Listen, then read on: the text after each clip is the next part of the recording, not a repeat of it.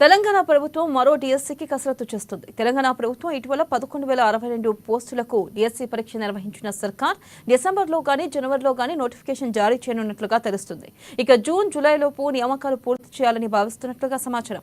ఇక ఆలోపు టెట్ కూడా నిర్వహించే అవకాశం ఉంది.